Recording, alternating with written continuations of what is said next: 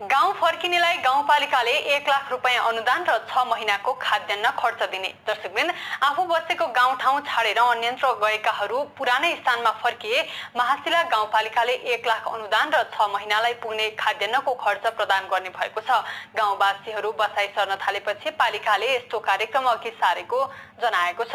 पालिका अध्यक्ष ईश्वरी प्रसाद भुसालका अनुसार गाउँपालिकाले चालु आर्थिक वर्षदेखि नै यस्तो कार्यक्रम लागू गरेको हो। गाउँ छाडेर गएकाहरू फर्किएमा उनीहरूले अनुदान पाउने उनले बताए। गाउँ फर्केकाहरूलाई आफ्नो खेतबारीमा अन्न फलाउन कम्तीमा 6 महिना लाग्ने भएकाले उनीहरूको परिवारका सदस्यहरूको भरण पोषणका लागि गाउँपालिकाले नै खाद्यान्न उपलब्ध गराउनेछ। चामल